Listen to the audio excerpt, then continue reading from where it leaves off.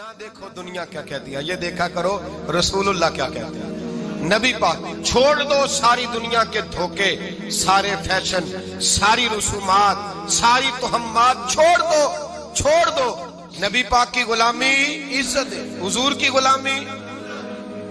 یار بندہ بالکل بے عمل ہو نا، بالکل تو میری طرح داڑھی رکھ کے پگڑی باندھ کے بس میں بھی چڑھ جائے تو کئی لوگ سیٹیں خالی کر دیتے ہیں، کہتے ہیں بزرگوں یہاں آ جائیں، حضرت جی یہاں آ جائیں۔ تو پھر عزت کس چیز کی ہوئی؟ سنت مصطفیٰ کی ہوئی نا، پھر عزت نبی پاک کی سنت کی ہوئی نا، وقار کی ہوئی نا۔ ایک صاحب ایک بچے نے داڑھی رکھ لی تو مجھے آگے کہنے لگے حضرت جی لوگ بڑے بڑے لقب دینے لگے ہیں۔ میں نے کہا کیا؟ کوئی کہتا ہے حضرت صاحب، کوئی کہتا ہے قاری صاحب، کوئی کہتا ہے حافظ صاحب، کوئی کہتا ہے علامہ صاحب۔ تو میں نے کہا تیری موج نہیں بن گئی؟ 4 سالوں میں حفظ ہوتا ہے، تجھے مفت کا لقب مل گیا ہے۔ درس نظامی 8 سال میں ہوتا ہے، مفت کا علامہ بن گیا ہے، تجھے وقار نہیں دے دیا اللہ تعالیٰ نے؟ عزت میرے اعلیٰ حضرت فرماتے ہیں عزت در رسول پہ ہے، عزت حضور کی۔ اور اعلیٰ حضرت نے ایک بات لکھی ہے بڑی قیمتی، اور میں نا جب کبھی پریشان ہوتا ہوں نا تو میں یہ والی بات کھول کے پڑھتا ہوں اعلیٰ حضرت، یہ بات ڈھارس بندھاتی ہے، ڈھارس توانائی دیتی ہے، پورا مضمون باندھا ہے۔ اعلیٰ حضرت کہتے ہیں بے روپیہ تھا مداری، روپ بدل بدل کے دکھایا کرتا تھا، بادشاہوں سے انعام لیتا تھا۔ ایک دن اورنگزیب عالمگیر کے پاس آ گیا، کہنے لگا میں روپ بدلوں گا، اگر آپ پہچان نہ سکے تو میں انعام لوں گا۔ آپ نے فرمایا میں کوئی ایسے ویسا بادشاہ نہیں، کہا مجھے دھوکہ دینا مشکل ہے، کہا نہیں میں روپ بدلوں گا۔ حضرت اورنگزیب عالمگیر بڑے نیک بادشاہ گزرے، بڑے پرہیزگار آدمی، وہ بے روپیہ کہنے لگا میں روپ بدلوں گا، آپ نہیں پہچان سکیں گے۔ فرمایا چل جتنا تیرے اندر زور ہے لگا لے۔ حضرت نے اعلان کیا کہ میں نے فوجی بھرتی کر دیں، 2 ماہ کے بعد ٹیسٹ ہوگا۔ وہ 2 مہینے دوڑتا رہا، رنگ روپ بناتا رہا، آیا ٹیسٹ دینے، 2-3 سپاہیوں کا امتحان لیا، اس کی باری آئی تو 10 روپے دیے، کہنے لگے تیرے آنے جانے کا کرایہ میں نے تجھے پہچان لیا ہے۔ کچھ دنوں کے بعد جانے لگے سفر پر تو بھکاری آ گئے خیرات مانگنے، اس نے بھی سارے منہ پر سیاہی مال لی، کپڑے پھاڑ لیے، سر کے بال منڈا لیے، بھویں تک کٹا لی، بدرنگ ہو کے آیا۔ کاسا آگے کیا تو حضرت نے 10 روپے ڈالے، کہنے لگے تیرے آنے جانے کا کرایہ میں نے پہچان لیا ہے۔ کچھ دن گزرے تو ٹیچر کی ضرورت تھی، اس نے مونچھیں بڑی کر لی، داڑھی نکلی لگا لی، سر پہ جنا کیپ پہن لی، ایک شیروانی لے لی اور ہاتھ میں چھڑی پکڑ کے آیا، کہنے لگا میں استاد ہوں، 2-4 بندوں کا امتحان لیا، اس کی باری آئی تو 5 روپے دیے، 10 روپے دیے، کہا تیرا کرایہ میں نے پہچان لیا ہے۔ 2 سال گزر گئے، وہ جب بھی آتا حضرت پہچان لیتے۔ ایک دن سفر پہ جا رہے تھے، بہت بڑا لشکر تھا، جہاد کرنے جا رہے تھے اورنگزیب عالمگیر، تو دیکھا ایک پہاڑی ہے، پہاڑی پہ لوگ جا بھی رہے ہیں آ بھی رہے۔ اورنگزیب عالمگیر پوچھنے لگے یہاں کیا ہے؟ کہنے لگے ایک بابا جی بیٹھے ہیں دعا کرتے ہیں، اللہ کے نیک بندے ہیں۔ اورنگزیب کہنے لگے یار پرانے لوگ سارے ہی اللہ والوں کو مانتے ہیں، یہ بھی مصیبت آئی ہے جتنی نہیں آئی ہے، سارے لوگ ہی مانتے ہیں۔ کہنے لگے ذرا میں دعا نہ کرا لوں، اچھے کام جا رہا ہوں۔ اورنگزیب بادشاہ تھے، بادشاہ لوگ نازک مزاج ہوتے ہیں، گھوڑے سے اترے، بڑی مشکل سے پہاڑی پہ چڑھے، اوپر گئے تو لائن لگی ہے، بابا جی غار میں بیٹھے، کہنے لگے میں نے ملنا ہے، میں اورنگزیب ہوں۔ انہوں نے کہا ہمارا بابا اس طرح کا پیر نہیں کہ امیر آئے تو رنگ اور ہو، غریب آئے تو اور ہو، یہاں اگر ملنا ہے تو لائن میں لگ جاؤ، سب ایک جیسے۔ اب لائن میں کھڑے ہو گئے، 50 آدمی آگے تھے، کہتے ہیں 51واں نمبر تھا، تھک گیا دھوپ میں کھڑا کھڑا۔ جب میں پہنچا غار کے دہانے تو میں نے بابا جی کے چہرے پہ نظر ڈالی تو بڑا نورانی چہرہ، بڑی خوبصورت لب و لہجہ۔ میں نے کہا میرے جیسا آدمی بھی پگڑی باندھ لے جو اچھا لگنے لگ جاتا ہے، بڑا خوبصورت انداز۔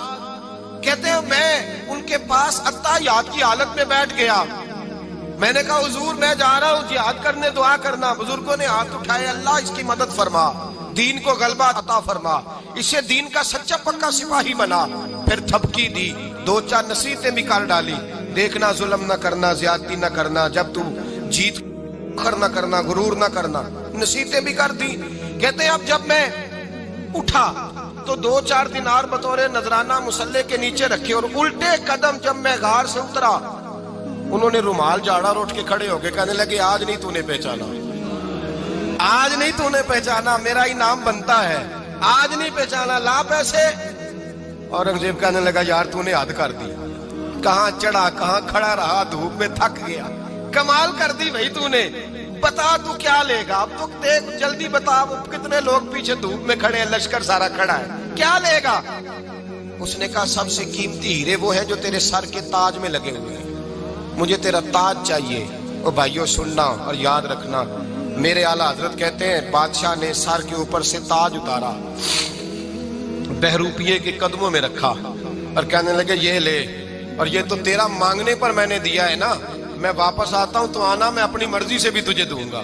تو نے اورنگزیب جیسے بندے کو دھوکہ دیا، آنا میں اس وقت بھی دوں گا۔ وہ دے کر بس بات ختم ہو گئی، حد ہو گئی۔ دے کر کہتے ہیں جب میں پلٹا نا واپس، بہروپیے نے آواز دی بادشاہ ٹھہر جا، تو میں نے پلٹ کے دیکھا تو کہنے لگے یہ اپنا تاج لے جا، اٹھا اور لے جا۔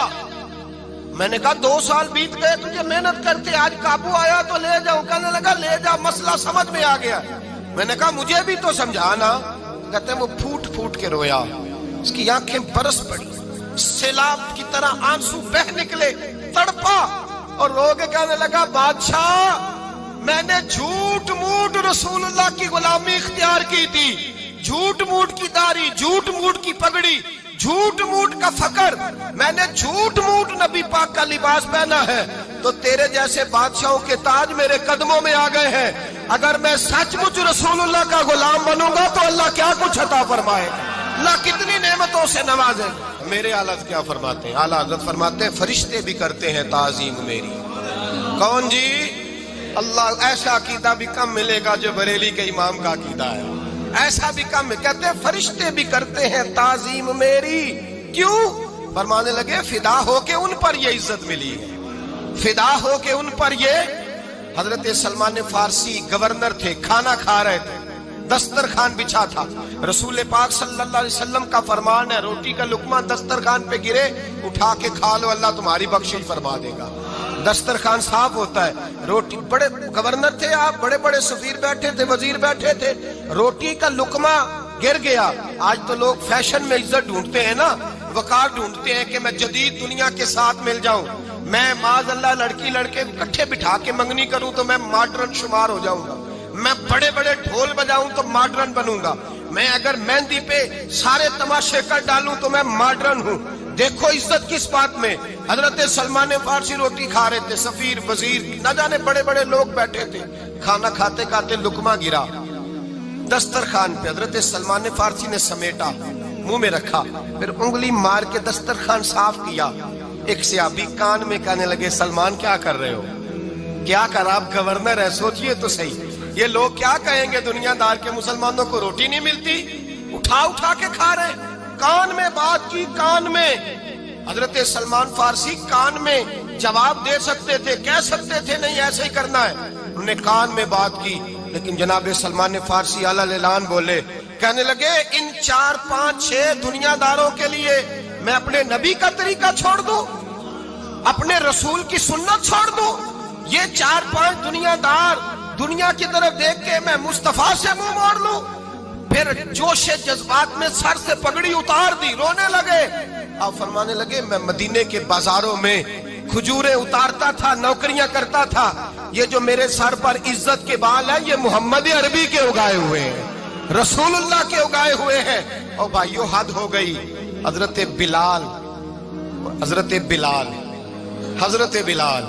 رضی اللہ تعالیٰ، حضرت بلال آئے جناب عمر سے ملنے، کیسے وہ کسرا بھی آئے تو عمر خاطر میں نہ لائے، پر بلال حبشی دروازے پہ داخل ہوئے تو فاروق اعظم نے کرسی چھوڑ دی، ہاتھ باندھ کے کونے میں کھڑے ہو گئے، کالا رنگ ہے، نام بھی لکھنا نہیں جانتے، زمانے میں تعارف کوئی نہیں۔ حضرت عمر نے ہاتھ باندھا ہے، لوگ کہنے لگے عمر تو کیسے ہو، کسرا سے نہیں ڈرتا، یہ کون آ رہا ہے جس کے لیے تیرا اتنا استقبال ہے؟ حضرت عمر کہنے لگے چپ کر جاؤ، اس کی بات نہ کرنا، اسے آنے دو، اسے آنے دو، اس کی بات نہ چھیڑنا۔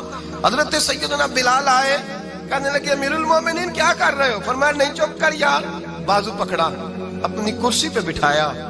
حضرت بلال کہنے لگے حضور میں غلام ہوں، مجھے تو طریقے بھی نہیں آتے ان کرسیوں پہ بیٹھنے کے، میں تو غریب ماں کا بیٹا، غلام باپ کی اولاد، سلیقن، یہ آپ کیا کر رہے ہیں؟ تو حضرت عمر کہنے لگے بلال تھا تو غلام ہی، پر جب سے مصطفیٰ کا غلام بنا ہے تو ہمارا امام بن گیا ہے، اب تو امام ہے رسول اللہ کی امت کا۔ فرمایا وہ مجھے دن یاد ہے جب مکہ فتح ہوا تھا، بت ٹوٹ گئے تھے، بڑے بڑے سردار تھے، اور میرے نبی نے فرمایا بلال سے کہو کعبے کی چھت پہ چڑھ کے اذان دے. تو لوگوں نے کہا حضور یہ سارے جل گئے ہیں, کسی اور کی ڈیوٹی لگا دیں. حضور نے فرمایا چپ کرو. بدر میں مار کھا کے اذان پڑے تو بلال, احد میں پتھر برسے اذان پڑے تو بلال, تپتے صحراؤں میں پڑے تو بلال, ہر جگہ مار کھائے تو بلال. اور آج اگر اللہ نے عزت دی ہے تو میں لوگوں کو دیکھ کے بلال کو عزت نہ دوں؟ میں بتانا چاہتا ہوں کہ رسول اللہ کی غلامی میں عزت ہے. فرمایا کوئی اوپر نہیں چڑھے گا, ابو بکر بھی نیچے, عمر بھی نیچے, عثمان و علی, طلحہ اور زبیر بھی نیچے. آج یہ حبشی غلام کعبے کی چھت پہ چڑھے گا اور میں دنیا کو بتاؤں گا کہ اصل عزت اسی کے پاس ہوتی ہے جو رسول اللہ کا غلام ہوا کرتا ہے.